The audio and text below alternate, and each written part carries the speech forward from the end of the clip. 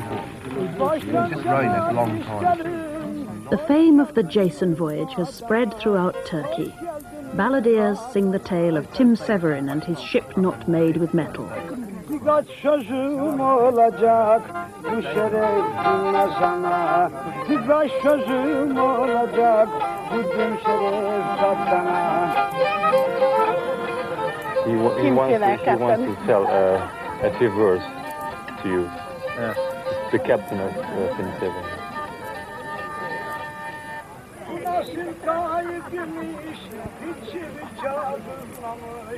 What kind of boat is that?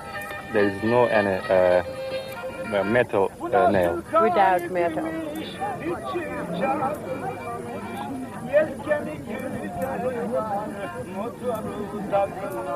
It has a sail and oars, but no engine. No engine set up. Without. Set up on. Why?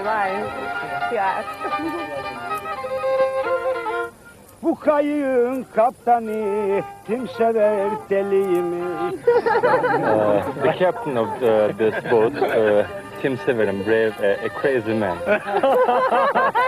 Officially a lunatic. Bu kayığın kaptanı Tim Sever deliymiş. The crazy man has come 1,000 miles from Greece to the Black Sea coast of Turkey in a faithful replica of the ship in which Jason and the Argonauts made their legendary voyage 1,200 years before Christ. They've sailed through storms and rode against currents and still press on eastwards towards the land of the Golden Fleece.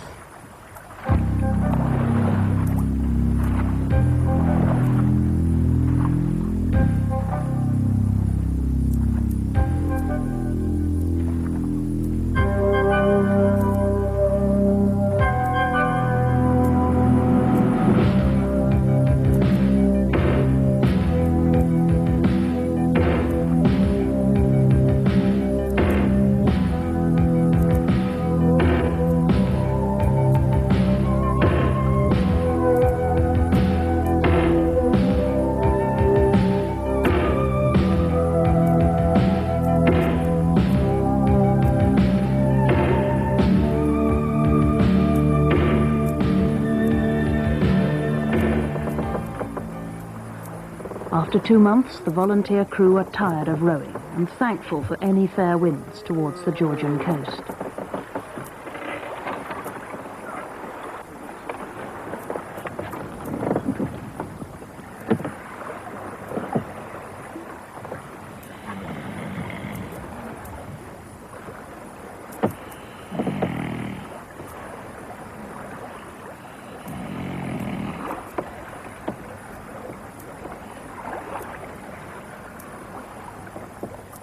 The days merge together on the last long, weary stretch to Soviet Georgia, the ancient kingdom of Kolkis. Oh, thank you, Doctor. I feel better now.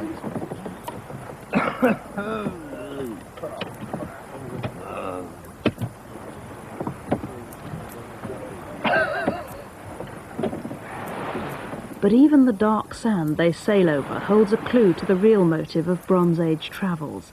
This Anatolian coast is heavy with iron ore. Then the next place that the Argonauts came to, according to Apollonius, was the land of the Calebs, which according to the Greeks was, and the Greek word Caleb means iron. And this is the area which was supposed to be the original iron working area, perhaps the home of iron smelting. These black sands are evidence of what they're obviously working. I'm told that if this black sand has got so much iron in it that it'll A, be picked up with a magnet, demonstration from Peter Wheeler's magnet, and B, that literally if you build a charcoal fire and put this sand on, you get iron. It is that simple. It'd be better if it was a drier day, it'd show up on the magnet. I suspect that this area was perpetually wet. But the interesting thing, the connection with the Argonauts, is that if you remember at Lemnos, Hephaestus was the god of ironworking, the man who introduced ironworking to the Mycenaean, the early Greek world. And that was the first island on this route. And this is the area along this route where iron sands exist, where iron ore is very much in evidence, and where, archaeologically speaking, has got a very strong claim to being the original place for ironworking. In other words, it was along this route. And it's freely available without mining, isn't it? Yeah, I mean, you can literally just pick it up. That's fine. He's out. Moving well. Yeah, okay, taking on the sheep. I'm sick. I expect treatment. There's 2 doctors aboard. I expect some treatment. Do you think it's about giving aspirins to people who have headaches when they're drunk in the morning? Magnetite. E. So what's the big deal? We've all seen. Well, what they were doing was just harvesting it straight off the beach and smelting it down and just make it armed. Jason probably used the same magnet. Dead easy, eh?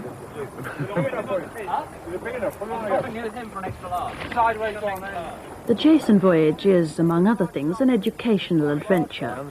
A few conscientious Argonauts are writing letters about their curious lives to a primary school back home in England. What, you want some more answers to letters from the kids? Shortlands County Primary School. Yeah, mate. John, you finished your letter yet? Did I tell you why I chose my two? Yeah, what? Andrew Rickett says, I hope you will reach the end of the journey soon. That's what Andrew Rickett says. The other girl says she's got to go because it's nearly playtime. I think both of those show great intelligence. Well, hurry up. So I'll be writing to those tomorrow. All right, hurry up. Like a Viking ship. There's the other one in the spare. Horrible looking animals. And they were absolute sharp, in fact. A running joke in the crew is, how did this man persuade 20 fools to row him all the way to Russia?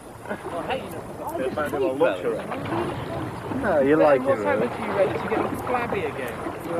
3 days off the rowing. You know, this bloody rowing. Don't swear. Children's programme. I mean, this rowing is like lifting up buckets of water. Just putting them in the bilges. No, lifting up, putting them on the And then putting them table. out again. Doing it Doing what? once every 3 seconds. No wonder it's absolutely boring and tedious and strenuous. And you get blisters on your hands. Oh, look at the scenery. You don't end up with any water on the table, so you got nowhere.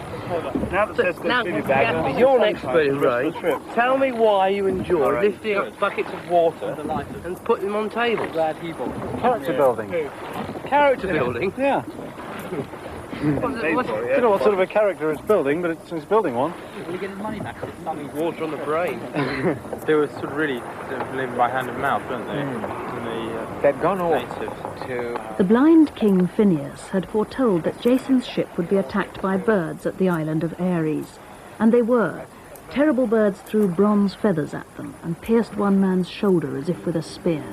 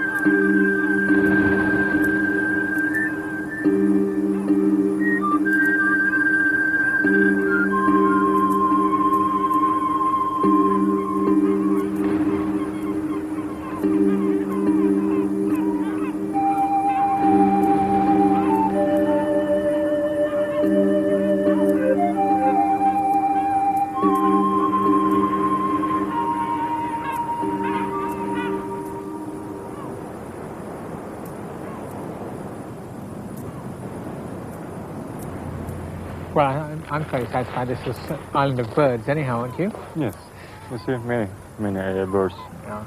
Well, in fact, since coming to the Bosphorus, we have not seen as many seabirds. In fact, one of the strange things, we didn't see very many coming until we've reached here, and now these gulls and cormorants. Like several other sites linked to the Argonaut story, this is still a place used for ancient magic. People row out from the mainland to make wishes and leave offerings in the crevices of the rock.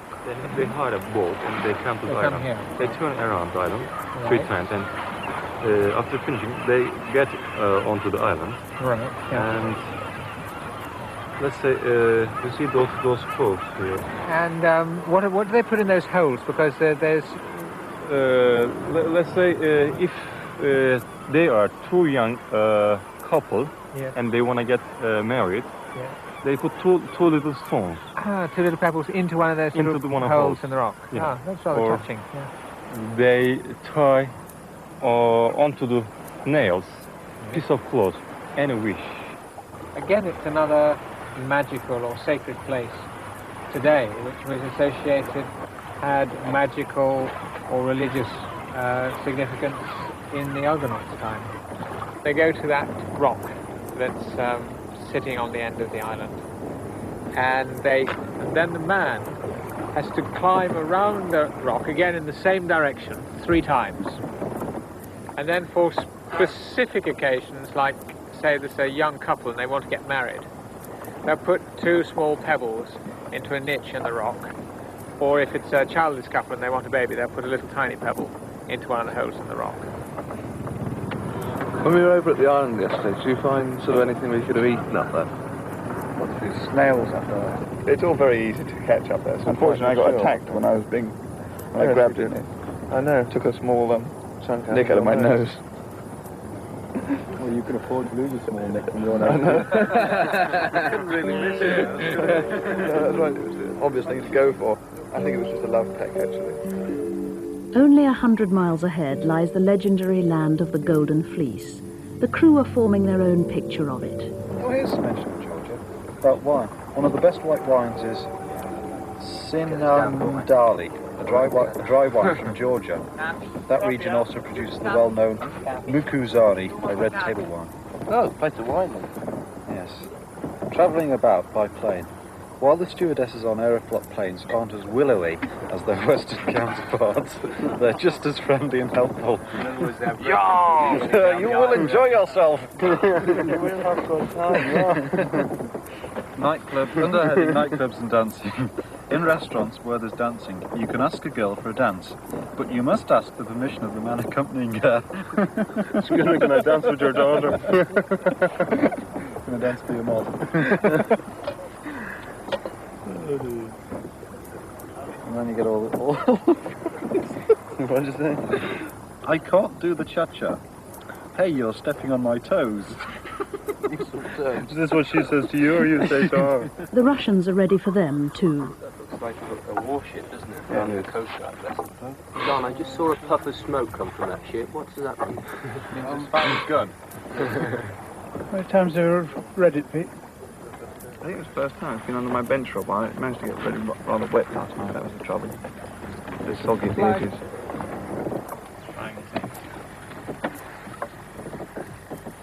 Quick, we can rout the way of the shell. Yeah. We've been rumbled. Okay. They might think we were a spy galley. It's like handling the Olympic torch. Gonna stick that up, yeah? Tim Severin last heard from the Russians 6 weeks ago, but unknown to him, a great welcome is underway. The training ship Voyage is out. Fantastic.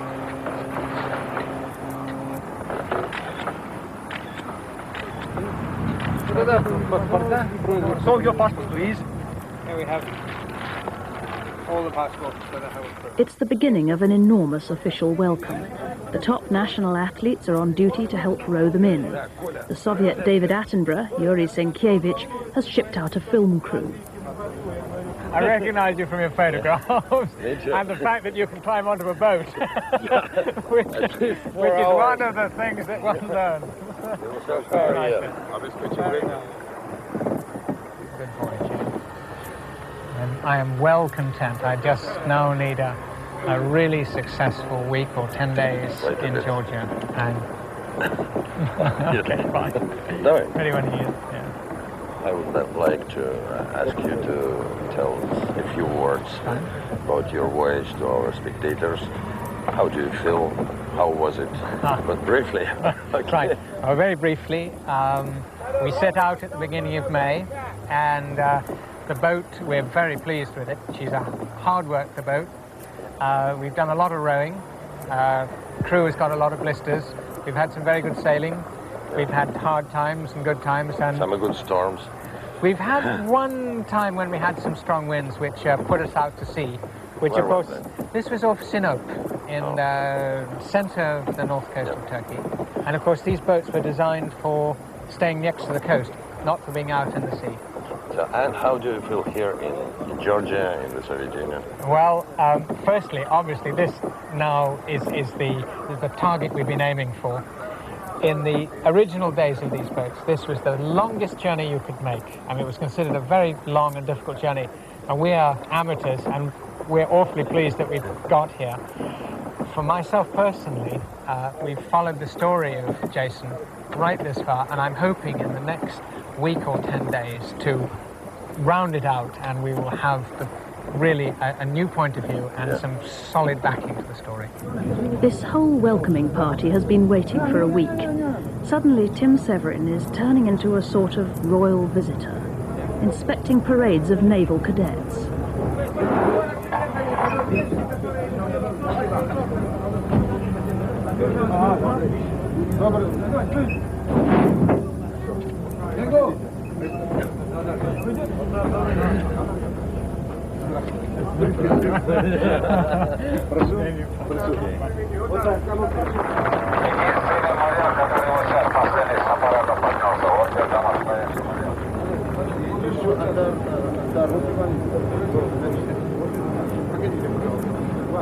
Thank you.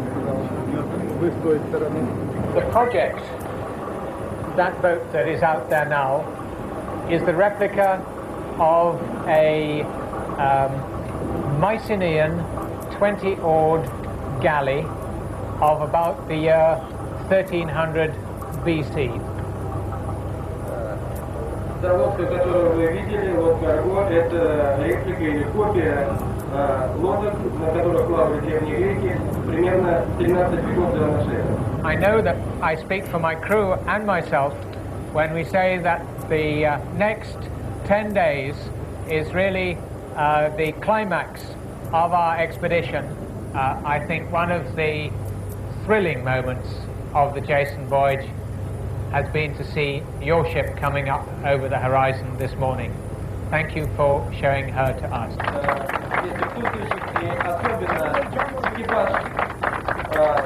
Корабля, парусника, товарищ, потому что один из самых волнующих. Prince Jason, 32 centuries before, crept up on the hostile coast of Colchis quietly by night. The proud and cruel King Aeetes sent out no athletes to row him in.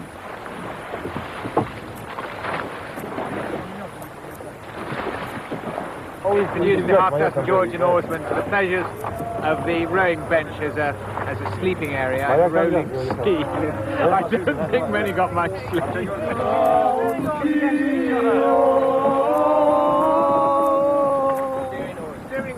Argo is now heading for the River Rioni, the modern name of the Phasis where Jason found the golden fleece in an oak tree. The Englishmen, the Irishmen and the Georgians row on together, overcome by emotion and local champagne.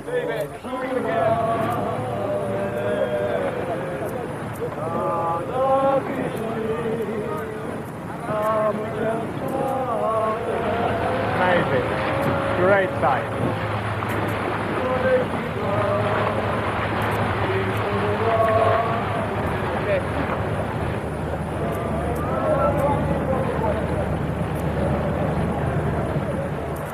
Going alongside.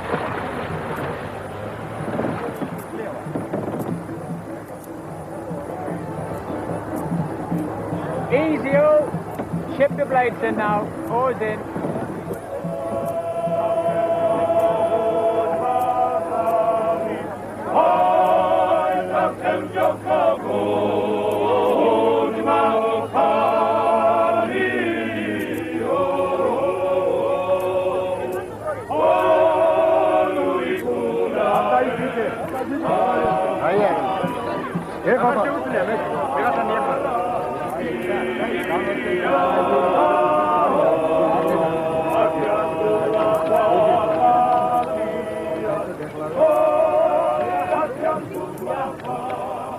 Esteemed guests, you are welcome to Asian town of Forty, which tried its best to show you warm hospitality and attention. You are welcome to the land of golden fleece. We were waiting for you patiently, and today, the most desired guests for us are on the land of ancient Colchida. You will get to know our life where a large heart is beating, and this heart beats exclusively for the cause of peace, friendship, fraternity, brotherhood, and in future centuries, there will be stronger and will help for better understanding among the nations.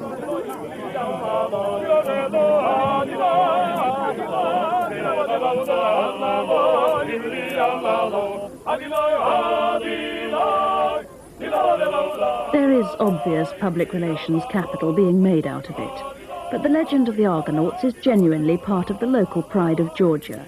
It's taught in every school. Jason's arrival represents the miracle of their first contact with the whole Mediterranean world, with Western civilization. This is pure Georgian wines coming out of my throat.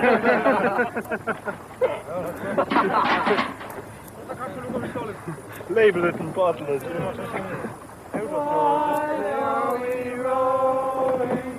Why could be sailing? Oh, why are we rowing? Oh, why are we rowing? Why are we rowing?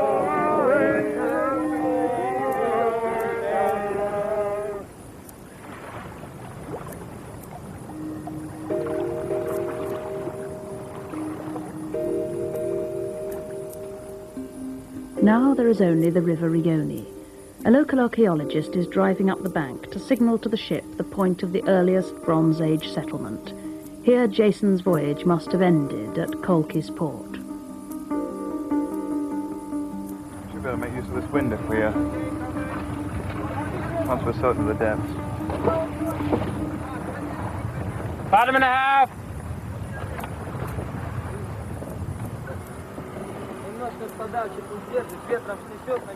Say that it's better to keep on the right, a bit on the right. It's a shallow river. Local sailors are aboard to keep the boat off the sandbanks. Ну пусть к ветру приведется немножко вот так вот к ветру. Все.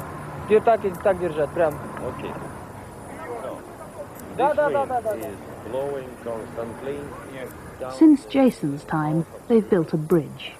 After 1,500 miles, Argo's mast will have to be taken down. Drop the anchor. Keep it short, Jonathan. Can you ask them to bring their blades in now and to stay in their seats while we take down the mast? A little bit further. Okay, make it up there while we brail up the sail.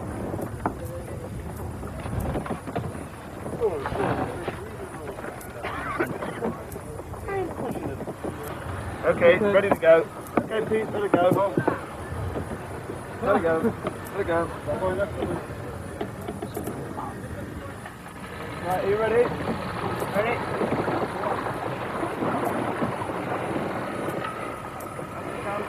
You ready? You have it. Whoop! Okay, sit down. All bench positions.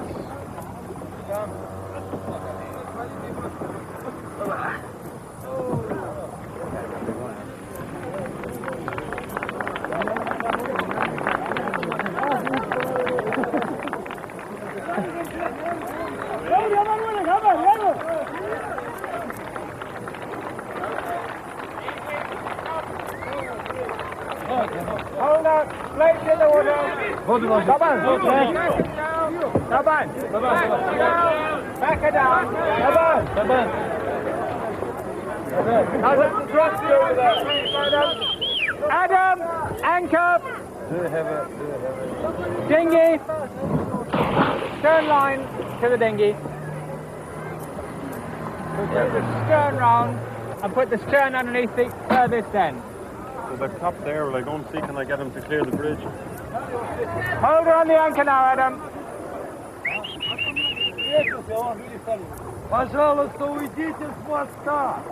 Before Argo can get underneath, they have to get the heavy crowds off the bridge.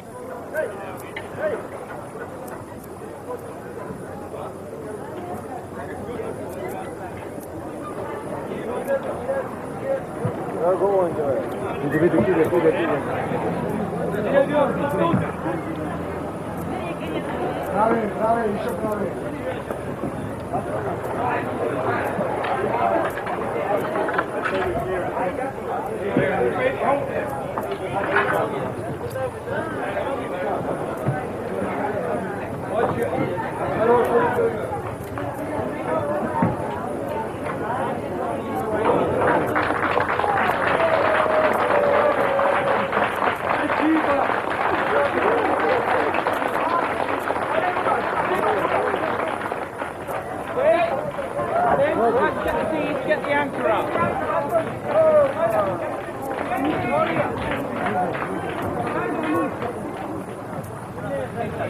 Yes, you are. You got this. And then bring us the whole thing back.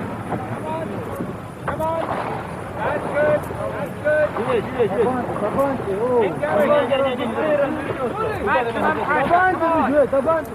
And now reaching to the other side also. Go on forward. Go. Yes.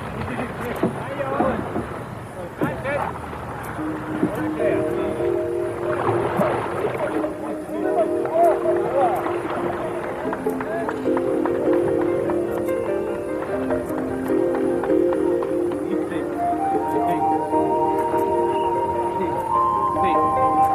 I think it might be a good time to chill the wine.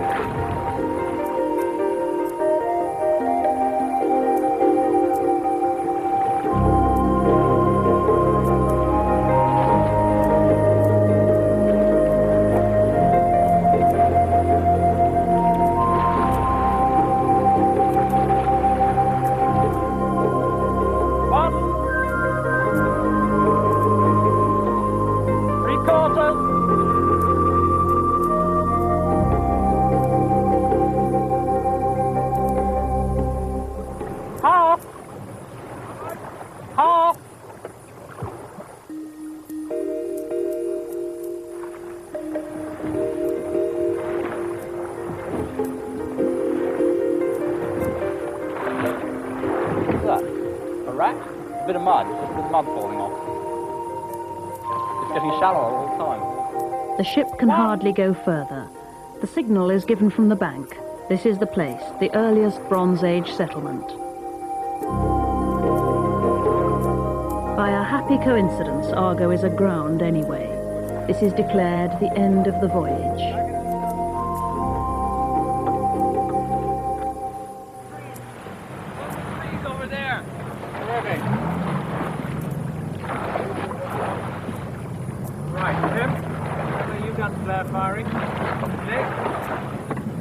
One at a time or all together? Give about two or 3 seconds between each one. 5, 4, 3, 2, 1. Okay, Nick, make ready. Fire! Adam, make ready. Fire! Hey! What will you work after? What will you work after?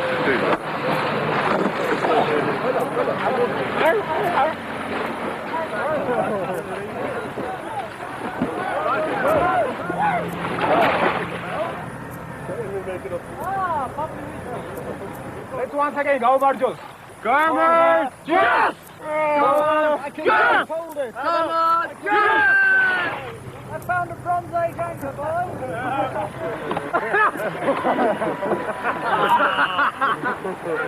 Let's change. That. For finish. The weight is a good one. Tim Severin, after 1,500 blistering miles, has fulfilled a long-held ambition. And so now have the crew.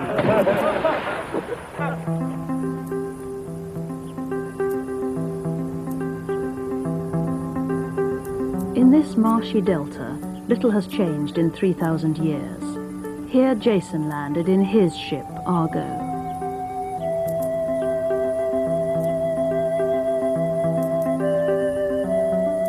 The writer Apollonius tells us that Jason hid the ship in the rushes and set out to ask King Aeetes for the Golden Fleece.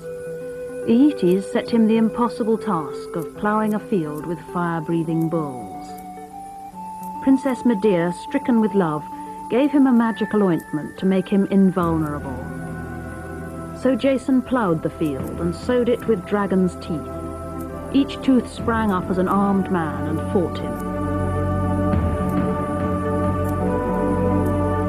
Jason at last escaped the king, rode Argo to the sacred wood where the golden fleece hung, guarded by an unsleeping serpent, and stole it away.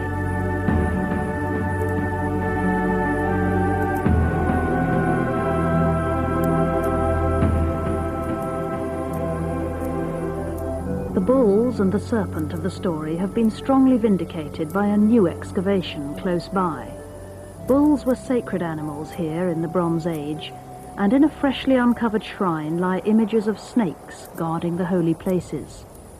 Perhaps in ancient Colchis, the mountain people had presented the coast people with a golden fleece, which hung in the bull god's shrine, guarded by a knot of snakes. As for the fleece itself, these streams carry gold dust, and for centuries the Georgians panned for gold by stretching sheepskins in the water to catch the heavy fragments. The topmost skins would come out pure gold.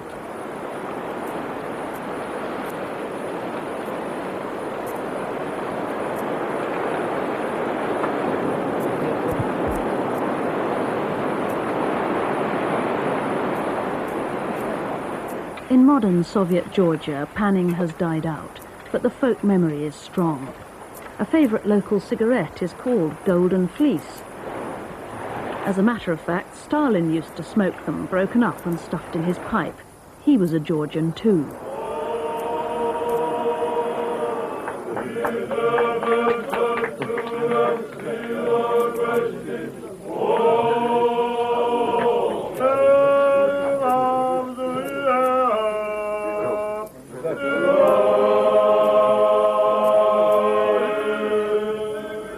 Says Apollonius, Lord Jason held up the great fleece in his arms. It threw a fiery glow on his fair cheeks and forehead, and he rejoiced in it.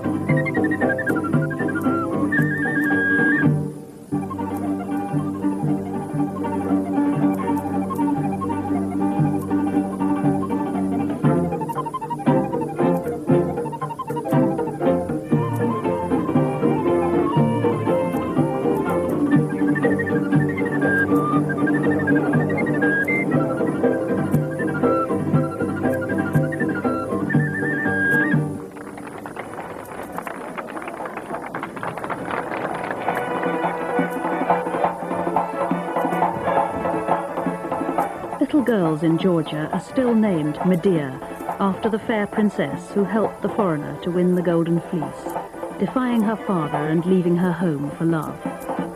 Here at home, she isn't the wicked witch that Greek tradition made her.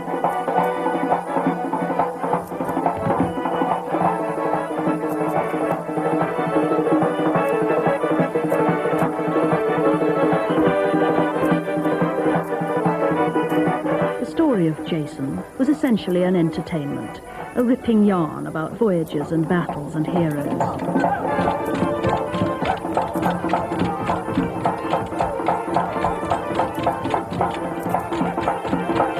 But the solid core of proof has been laid down that some Jason, over 3,000 years ago, could have built a ship of pine wood and safely come to Georgia without a compass. And he might have carried home stories of snakes and bulls and golden sheepskins.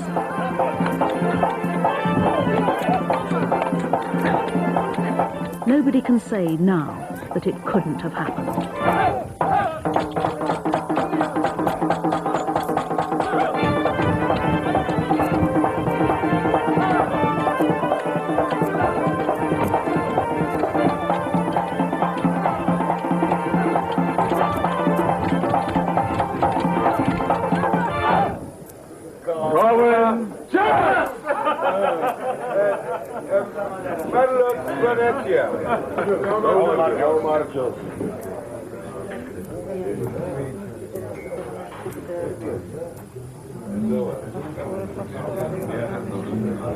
Dear friends, I would like to propose a toast on behalf of the crew of Argo and myself. In the historic text that aboard Argo we followed as our route guide, it was written how the first Argonauts came to this land, and the first thing they saw from the sea were your mountains. And my toast is, from the men of the sea to the mountains and the mountain people of Svenetia.